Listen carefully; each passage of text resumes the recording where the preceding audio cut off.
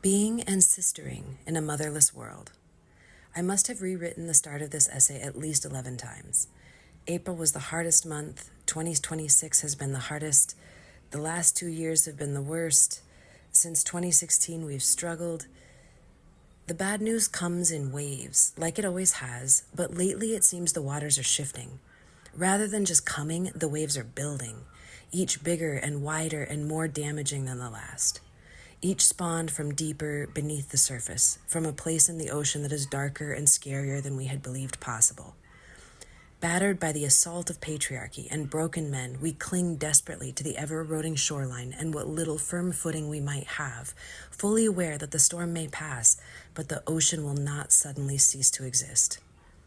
This is a motherless world, one in which there is no responsibility or accountability to the mother, the earth, the goddess, or the woman, and unaware, disconnected men run about taking whatever they want. One in which women are demonized and oppressed, and men are told they have no real responsibility. After all, you can't control the ocean. But the loss of the mother, the goddess, the divine feminine in our world, in our cultures, in our relationships and lives and bodies, is not irrecoverable. In fact, we carry an inherent and perpetual power in us, a ferocious and tenacious little spark, held and protected in our hearts and our bodies, ready to set off a firestorm that will turn the waves to vapor. We will burn it all down, knowing full well that the charred remains will be the fertile ground we need to build the world anew. Our most important job, then, is to nurture and protect that spark. Whether it fires us to political action or on to a quieter but equally powerful personal shift, it is the essential element that will keep us alive and fighting. Perhaps one of the great tragedies of living in the apocalyptic reality in which we find ourselves is that so many of us are just barely hanging on as it is. We hardly have the energy to peel ourselves out of bed in the morning. The thought of checking our news outlet carries the kind of silent terror that comes with glancing outside to see a tsunami approaching. Protecting our spark sounds like the insouciant homework of a capricious New Age studies student. For this reason, and many others, we need a sisterhood. Socially, economically, environmentally, yes, we need a mother, a system founded in love and care that nurtures and assigns accountability, an entity or belief system or collective that fiercely protects and tirelessly surveils. Personally and familiarly, however, we need a sisterhood. We need women who come together to support one another, not with a perspective of superiority in wisdom or knowledge, not with an established belief about what we should do or how we should be. We need women whose only concern is protection for us while we explore who we are. We need a collective that celebrates differences, lifts each other up, and seeks freedom and joy from one another, for one another. We need a coven to share the tools and protect our spark together. So I'm going to share some tools. Stillness. Metaphoric or otherwise, the smaller a flame, the more stillness it needs to survive. Our constant rushing around our lives is the emotional and spiritual equivalent of trying to find your way in a sandstorm. So find a way to give yourself some stillness. Close the door to your bedroom, post up on a park bench, sit in your car, parked and off, of course. Set a timer if you want and give yourself or make yourself take 2 minutes. No phone, no list making, no reading. Meditate if you like, but the goal here is to just be in stillness for 2 minutes. Settle your body. Tell your mind it can relax for a minute. Focus on your breath and imagine your whole body releasing, relaxing for 2 whole minutes. If that feels like too long, start with 30 seconds and work your way up. Keep feeling. When we're wounded and the hits just keep coming, our body's natural protective mechanism is to escape the abuse. And if we can't do that, we often simply disassociate. Not only is this unsafe for our bodies and our energetic bodies, it normalizes the pain and the abuse. As much as you safely can, keep feeling as gently as possible. Slow down and simply notice sensations in your body. If you're folding laundry, do it slowly and notice how each piece of fabric feels. If you're making food, taste every spice and really notice how your body responds. If you're going for a walk, pay attention to the way the air smells. Maybe stop and touch a tree and notice the texture and temperature and smell and look of the bark. Lay on your couch and trace your fingers over your arms and hands. Notice how lovely touch and feeling can be. On a bigger scale, if it feels safe and comfortable for you, allow yourself to feel. Of course, there are contexts in which it isn't safe, socially or otherwise, to fully express yourself, your emotions. But making space to exhaust emotion physically can be exceptionally cathartic. Connect yourself to a moment you felt an emotion when you weren't allowed to express it, and then find a way to get it out. Go for a drive and scream at the top of your lungs. Buy some old pillows from the thrift store and beat on them until you're exhausted. Push your lungs and muscles just a little bit. Participate in your favorite solo sport and imagine all the anger or sadness or resentment or shame or whatever pouring out of you through your sweat glands. Let it flow through you and out. Allow yourself to feel the way ease fills that space. Reinforce your beingness, our beingness. News like that, which we've had to all take in and process over the last few weeks, months, and even years, reduces us to tools. Tools for the patriarchy, for men, for raising children or keeping homes. But we are so much more.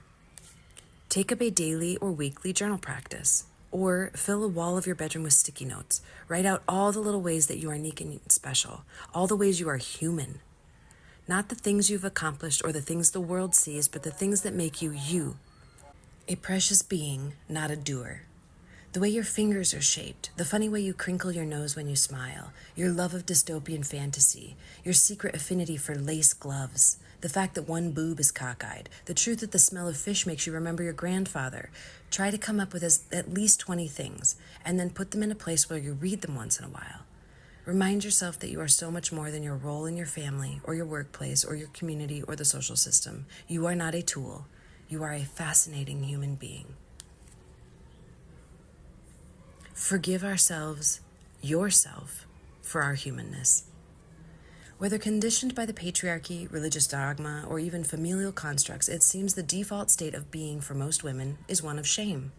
We carry some expectation of perfection, whether self-inflicted or otherwise, and that perception very nearly obligates us to perpetually feel insufficient, at least. There is so much support and liberation in seeing our missteps, accepting our shortcomings, and honoring ourselves anyway. We are not flawed, we are human. We're not making mistakes, we're experimenting with who we are and how we want to be in the world. And more likely than not, our efforts are not going to land the way we wanted them to, or take us to the place we wanted to be, or have the result we hoped for. There's nothing wrong with that. In fact, the way it, quote, went wrong might actually be the reason everything works out in the end. Ultimately, we can't know how our actions will play out, and we have to be able to forgive ourselves for the way we did or didn't act. We have to forgive ourselves for people-pleasing, and for being selfish, for making ourselves the hero in our own story, and for being the villain in someone else's. For the way we poorly carried the responsibility of our choices, and the way we poorly protected ourselves and our power. Forgiving ourselves reminds us that we're human, and it helps us to maintain connection with other experimenting humans. Find laughter. Laughter really is medicine. The act of laughing sets off all kinds of marvelous chemical reactions that I won't get into here, but suffice to say, it's good for your body, your brain, your mood, and your relationships. So give yourself a laughter break. Watch some funny cat videos or your favorite cheesy rom-com. Go to a comic theater performance. Read your favorite comic author. Whatever it takes, let yourself laugh. Be outside. Be active outside, if you can. One of the many ways we've all been made motherless is by the intentional and systemic disconnection from our one true universal mother, nature. The very air around us is filled with all kinds of nurturing spores and microbes and other good-for-you stuff. The act of walking barefoot in the grass literally releases pent-up electrical charges from your body into the soil. Sunlight is full of vitamins. We know being active and being outside are good for you, for us, because we're a being. Carve out 5 minutes to spend outdoors. Walk to the grocery store or coffee shop. Stop by a park on the way home from work. Cook dinner in the backyard. Go for a walk with the kids. Have your morning coffee on the porch. Get outside. Connect with other women. There is so much healing to be had in togetherness. Even if we disagree on some matters, we agree on many others. Find a way to be with other women. If you already have a robust group of friends, make time to get together. Bonus points if you do it outside. Make a point of reminding each other of your beingness, your uniqueness. It doesn't have to be a formal sharing circle. Write a little appreciation from one of your favorite women and leave it in her bathroom drawer or discreetly tuck it away in her purse or jacket pocket. If you want to take this exercise to a whole other level, consider doing this exercise with a woman who is not one of your favorites. You don't have to tell her to her face or give her your little slips of paper, but simply taking some time to acknowledge that even the women who don't feel like kindred spirits have value will help to strengthen our resistance to the constant effort of patriarchy to divide and conquer us. Not to mention the fact that actively trying to see the good in others, especially when we don't necessarily or easily like them, helps to keep our empathy muscles toned. It also helps us to see ourselves with patience and compassion when we are less than perfect. There are few things that will undo the patriarchy as quickly as grounded and connected women. We have to cultivate these skills in order to make that a reality. Jaclyn Lanae is an author, spiritual pragmatist, and embodiment coach who came to this work through the rough and tumble education of loss and repair. She's authored a couple of books on the decadent art of making mistakes, and her part of her story was featured in an independent documentary. She writes and works for women reclaiming autonomy and love, identity, and self-expression, and her work is available at jaclynlanae.substack.com and at authorjaclynlanae.com.